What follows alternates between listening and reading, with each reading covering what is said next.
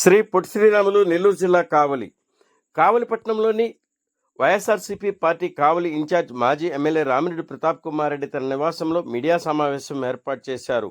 పై media సమావేశంలో Juvvaladinne fishing harbour స్థానిక మత్స్యకారులకు మాజీ ముఖ్యమంత్రి వర్యులు వైఎస్ జగన్మోహన్ రెడ్డి కానుకగా ఇచ్చారని, జగనన్న ఇచ్చిన కానుకను నేడు కూటమి ప్రభుత్వం సాగర్ డిఫెన్స్ కంపెనీకి ఫిషింగ్ హార్బర్ నందు భూభాగం కేటాయించడం మత్స్యకారులు తీవ్ర ఇబ్బందులు పడతారని మాజీ ఎమ్మెల్యే రామిరెడ్డి ప్రతాప్ కుమార్ రెడ్డి మీడియా సమావేశంలో తెలిపారు. ఇటీవల కాలంలో ఇతర రాష్ట్రాల మత్స్యకారులు జువలదిన్నె ఫిషింగ్ హార్బర్ భూభాగ పరిధిలోని మత్స్య సంపదను అక్రమంగా దోచుకెళ్లారని, వారు పట్టుకున్న ఆ 4 బోట్లను తిరిగి జువలదిన్నెకు రప్పించాలని డిమాండ్ చేస్తూ కూటమి ప్రభుత్వం తీసుకుంటున్న సాగర్ డిఫెన్స్ కంపెనీ పునః పరిశీలించాలని మాజీ ఎమ్మెల్యే రామిరెడ్డి ప్రతాప్ కుమార్ రెడ్డి మీడియా సమావేశంలో తెలిపారు.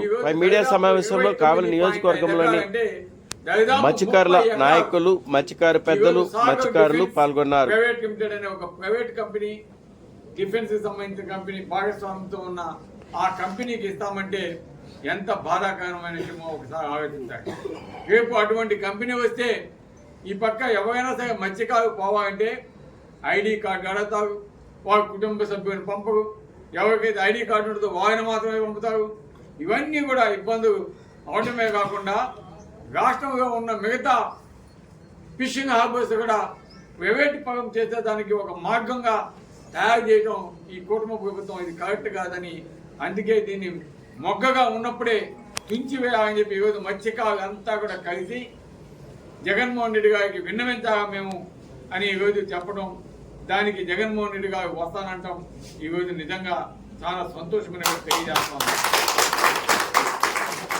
ఈరోజు కూటమి ప్రభుత్వం నిజంగా మత్స్యకార యువతకి మంచి చేయాలి, మత్స్యకారుకి ఆర్థికంగా బలోపేతమయ్యేదానికి సహకరించాలి అని అనుకుంటే ఈరోజు దక్షిణ దిక్కున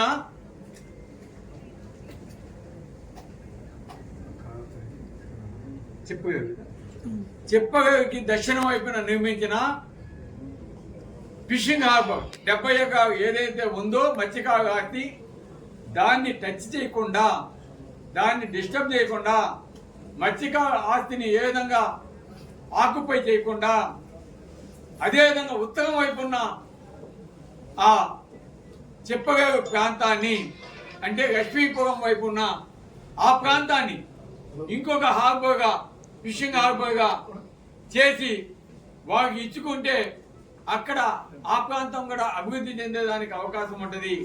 మీకు కావాల్సిన 150 ఎకరాలు 200 ఎకరాలు కూడా ఆ పక్క అందుబాటులోకి ప్రభుత్వ భూమి కూడా వస్తుంది. కాబట్టి అది అభివృద్ధి చేసుకుంటే బాగుంటుంది, అది అభివృద్ధి చేసి వారికి ఇస్తే బాగుంటుందని మత్స్యకారులంతా కూడా చాలా మంది అడుగుతున్నారు. కాబట్టి దీన్ని ఎట్టి పరిస్థితిలో కూడా ఈ ఫిషింగ్ హార్బర్ని ఏదైతే 70 ఎకరాలు జగన్మోహన్ రెడ్డి గారు మత్స్యకారులకు ఆస్తిగా ఇచ్చున్నాడో దాన్ని కావచ్చు, లేదా ముందు ఏవైతే జగన్మోహన్ రెడ్డి గారు రాష్ట్రంలో అనేక ఫిషింగ్ హార్బర్స్ కట్టించున్నాడో వాటిని ప్రైవేట్ పరం చేసేదానికి ఈరోజు మత్స్యకారు ఎవరు కూడా సమ్మతంగా లేవు. వైఎస్ఆర్ కాంగ్రెస్ పార్టీ కూడా దీన్ని తీవ్రంగా వ్యతిరేకిస్తుంది. మత్స్యకారుకి ఎప్పుడు అండగా ఉండేదానికి అని ఈరోజు సభాముఖంగా తెలియజేస్తా ఉన్నాం. అదే రోజు కావలి నియోజకవర్గంలో జువలదిన్నె ప్రాంతంలో మీ అందరికీ తెలిసిన విషయమే, బోట్స్ ఏవైతే మాయమైపోయినాయో ఈరోజు ప్రభుత్వం వాటిని తీసుకొచ్చి ఆ బోటుని మళ్ళా అక్కడ పెడితేనే మత్స్యకారులకి ఒక భరోసా అనేది ఇచ్చినట్టు ఉంటుంది. అంతేగాని మేము గస్తీ కాసేదానికి 2 బోట్లు ఇస్తాం, మేము ఎక్కడో కొత్తగా చిక్కిన పడవని ఎత్తుకొచ్చి పెడతాం అంటే ఇతర ప్రాంతాల నుంచి మత్స్యకారులు వస్తానే ఉంటారు, మన బోటుని ధ్వంసం చేస్తానే ఉంటారు, వాళ్ళని తెంపేస్తానే ఉంటారు, మన వాళ్ళని చితక బాస్తానే ఉంటారు. ఇవన్నీ కూడా ఇప్పటికీ కూడా జరుగుతూనే ఉన్నాయి. మేము ఎన్ని గస్తీ బోట్లు పెట్టినా కూడా ఇవి ఇంకా జరుగుతూ ఉన్నాయంటే మీ గస్తీ మీద ఎటువంటి నమ్మకం ఉందో మా మత్స్యకారు సోదరికి అర్థమవుతా ఉంది. ఈరోజు ప్రతిరోజు కూడా మత్స్యకారులు వీడియోలు తీసి తమిళనాడు బోర్డు ఏ విధంగా ఇంకా మన ప్రాంతానికి వస్తున్నాయి, టైమింగ్ కోఆర్డినేషన్స్ వాటితోటి ఆ వీడియోలు కూడా మనకి ఈరోజు పెడతా ఉన్నారు సోషల్ మీడియాలో కూడా. కాబట్టి మీ మీద నమ్మకం లేదు, ఈ కూటమి ప్రభుత్వం మీద నమ్మకం లేదు. కాబట్టి మాకు పర్మనెంట్ సొల్యూషన్ మాకు ఇక్కడ చూపించాలి. ఈరోజు తమిళనాడు బోర్డు పట్టుకొని దొంగతనంగా వారు పోయేదానికి కొంతమంది డిపార్ట్మెంట్ వారు కావచ్చు, అదేవిధంగా ఫిషింగ్ డిపార్ట్మెంట్ కావచ్చు, పోలీసు వ్యవస్థ కావచ్చు, రాజకీయ నాయకులు కావచ్చు, వీరందరి సహకారంతో జరిగింది. కాబట్టి ఈరోజు మాకు సేఫ్టీ అనేది కాకుండా పోయింది. ఈరోజు మేము వేటకి పోకుండా ప్రాణాలు అరిచేతిలో పెట్టుకొని బిక్కుబిక్కుమంటూ వేట చేయాల్సిన పరిస్థితి వస్తూ ఉంది. దీనివల్ల మాకు ఎంత నష్టమో, ఎన్ని కోట్లు ఈరోజు నష్టమో, మా నష్టాన్ని ఈరోజు మా గ్రామాలు వేసిన 2-3 కోట్లతోటి ఆ పెనాల్టీతో తీరేది ఇక్కడ కాదు.